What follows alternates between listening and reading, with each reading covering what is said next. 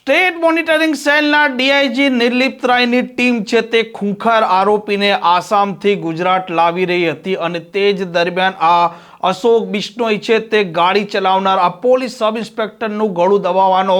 પ્રયાસ કરે છે અને બાજુમાં બેઠેલા પોલીસ ઇન્સ્પેક્ટર આરજી ખાંટા ખૂંખાર આરોપીના પગમાં ગોળી ધરબી દે છે। વિગતવાર વાત કરવી છે આ મામલે ડીઆઈજી નિર્લિપ્ત રાય શું ખુલાસા કર્યા છે તેની। વૈષ્ણવજન તો તેને કહીએ જે પીડ પરાઈ જાનાને રે। નમસ્કાર, આપ જોઈ રહ્યા છો નવજીવન ન્યૂઝ અને હું છું આપની સાથે તોફિક ગાંચી। ગુજરાતમાં દારૂ ઘુસાડવા માટે અત્યારે બુટલેગરો અલગ અલગ લાઈન ચલાવી રહ્યા છે અને ખૂંખાર ગેંગ બિશ્નોઈ છે જે ગોવાથી ગુજરાતમાં દારૂ ઘુસાડી રહી હતી અને તે દારૂ પણ અસલી નહીં નકલી, અને આ બિશ્નોઈ ગેંગના કારણે આ સ્ટેટ મોનિટરિંગ સેલના 2 પોલીસ સબ ઇન્સ્પેક્ટર શહીદ પણ થઈ ચૂક્યા છે અને આ ખૂંખાર આરોપી અશોક બિશ્નોઈ છે જે 1 વર્ષથી નાસ્તો ફરતો હતો। ટેકનિકલ એનાલિસિસના આધારે સ્ટેટ મોનિટરિંગ સેલના એસપીને તેની વિગતો મળે છે અને સ્ટેટ મોનિટરિંગ સેલની ટીમ રવાના થાય છે આસામના ગુવાહાટીથી અને ત્યાં અશોક બિશ્નોઈ છે તેને દબોચી લેવામાં આવે છે। જે હોટલમાં તે રોકાયો હતો તેમાં આઈ કાર્ડ પણ તેણે નકલી આપ્યું હતું અને ત્યાર પછી વધુ એક ટીમ અહીંથી રવાના થાય છે અને જ્યારે આરોપીને આસામથી ગુજરાત લાવવામાં આવી રહ્યો હતો તે દરમિયાન દાહોદના લીમડી પાસે આ આરોપી અશોક બિશ્નોઈ છે તે આ પોલીસ સબ ઇન્સ્પેક્ટર રાબિયા છે તેમનું ગળું દબાવવાનો પ્રયાસ કરે છે અને તે જ દરમિયાન બાજુમાં બેઠેલા સ્ટેટ મોનિટરિંગ સેલના પોલીસ ઇન્સ્પેક્ટર આરજી ખાંટ છે તે તેમની રિવોલ્વર નીકાળે છે અને ખૂંખાર અને રીઢા આરોપીના પગમાં ધરબી દે છે અને આ ઘટનાને લઈને સ્ટેટ મોનિટરિંગ સેલના ડીઆઈજી નિર્લિપ્ત રાયે મોટો ખુલાસો પણ કર્યો છે। 29/12/2025 રોજ આશરે રાતે 2 વાગે આસામના દિસપુર પોલીસ સ્ટેશન ગુવાહાટી જિલ્લામાંથી એસએમસીની ટીમો દ્વારા આરોપી અશોક પુન્મારામ બિશ્નોઈની ધરપકડ કરવામાં આવી। અશોક પુન્મારામ બિશ્નોઈ જે છે છેલ્લા 1 વર્ષથી ફરાર હતો અને એસએમસીની જુદી જુદી ટીમ એની ગોતી રહી હતી। હાલ જે છે એસપી એસએમસી દ્વારા ટેકનિકલ ઇન્ટેલિજન્સ કલેક્ટ કરવામાં આવેલી અને ટેકનિકલ ઇન્ટેલિજન્સ આધારે જે નંબર મળેલા એ નંબર જે છે લોકેટ થયા આસામમાં, જેના કારણે 2 પીએસઆઈઓને એસએમસીના 2 પીએસઆઈઓને ત્યાંથી ગુવાહાટી ખાતે મોકલવામાં આવેલું। આ 2 પીએસઆઈઓનું નામ છે કેડી રવિયા એન્ડ વીએન જાડેજા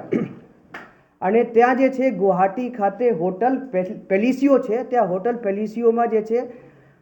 અશોક પુન્મારામ બિશ્નોઈ ખોટા આઈડેન્ટિટી કાર્ડ આપીને રોકાયા હતા, તો ત્યાંથી તેની ધરપકડ અને સાથે 2 અન્ય ઇસમોની ને એસએમસી ખાતે પૂછપરછ માટે લાવવામાં આવેલા છે। હવે છે અશોક પુન્મારામ બિશ્નોઈ જે છે આ મૂળ જે છે આ ચિતલવાના જાલોરના રહેવાસી છે અને એના જૂના અગાઉના ગુનાહિત ઇતિહાસ છે, ગુનાહિત ઇતિહાસ ધરાવે છે અને એસએમસી ખાતે દાખલ થયેલ ગુસ્સી ટોકના મુખ્ય આરોપી છે। જે આઈએમએફએલની આંતરરાજ્ય ગેરકાયદેસર હેરાફેરી થાય છે એ હેરાફેરી જે ટોળકી કરતી હોય, જે ઓર્ગેનાઇઝ ક્રાઇમ સિન્ડિકેટ છે કે ગુનો આચરતી ટોળકી છે, આ ગુનો આચરતી ટોળકીનો લીડર છે અને આ ગેંગના મુખ્ય સાગરીત છે। 2025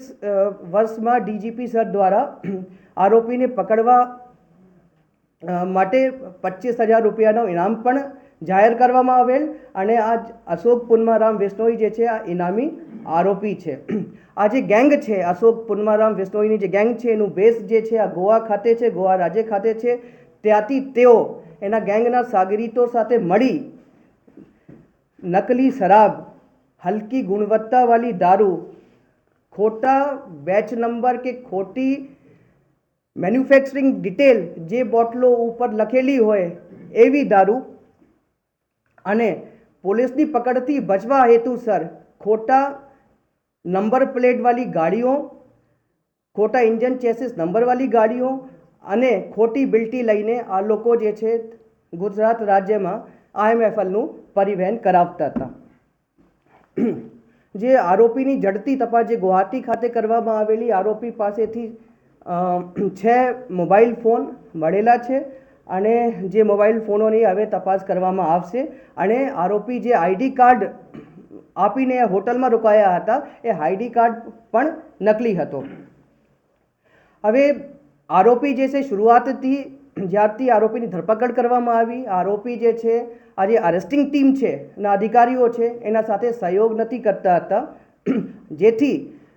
એસએમસી પોલીસ સ્ટેશનના એડમિન પીઆઈ આરજી ખાટને એની ટીમ સાથે રવાના કરવામાં આવેલું, જેથી કે અરેસ્ટિંગ ટીમને સ્ટ્રેન્થન કરવાના હેતુસર. આ જે બે ટીમ છે આ યુપીના લખનઉ આજુબાજુ જે છે એકબીજા સાથે ભેગી થઈ અને ત્યાંથી જે છે આ જે બે ટીમો આરોપીને લઈને આગળ ગુજરાતની હદમાં પ્રવેશ કરી. ત્યારબાદ જે છે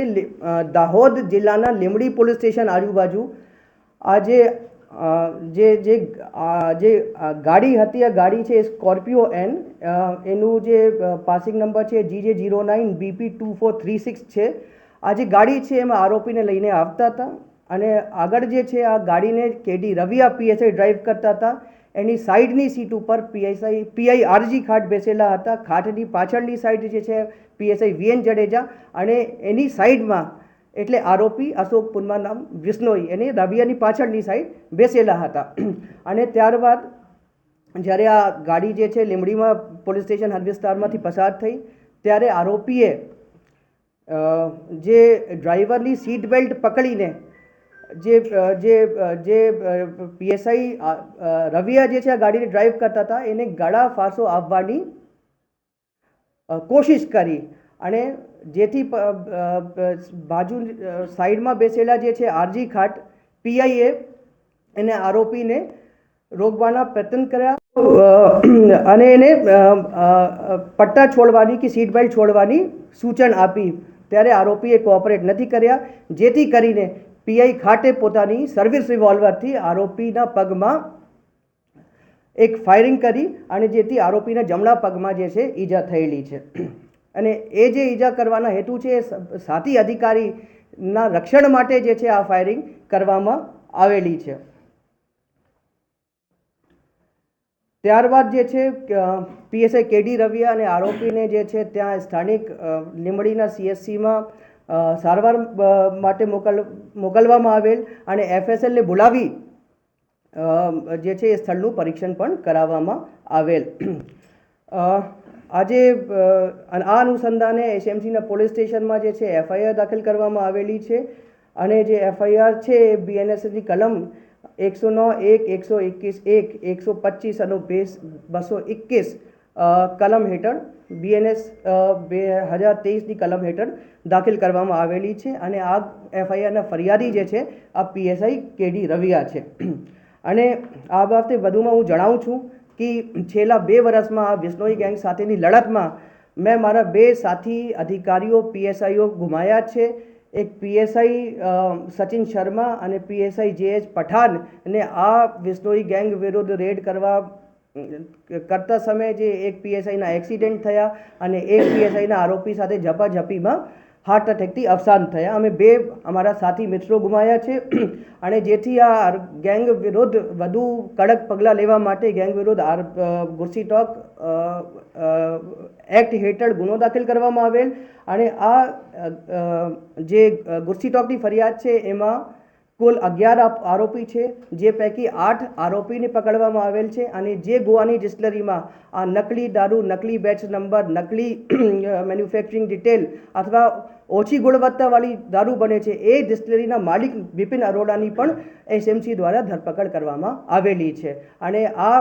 જે વિશ્નોઈ ગેંગ છે કે જે ગેંગના મેમ્બરો સભ્યો જે છે આ રીતે ગુજરાતમાં ખરાબ શરાબ, ખરાબ ક્વોલિટીને દારૂ જે છે પરિવહન કરાવે છે એના માટે જે છે એસએમસી અગાઉના સમયમાં પણ કડકે કડક કાર્યવાહી કરશે. આ પ્રકારના સમાચાર માટે નવજીવન ન્યૂઝની આ ચેનલ સાથે જોડાયેલા રહો. નમસ્કાર.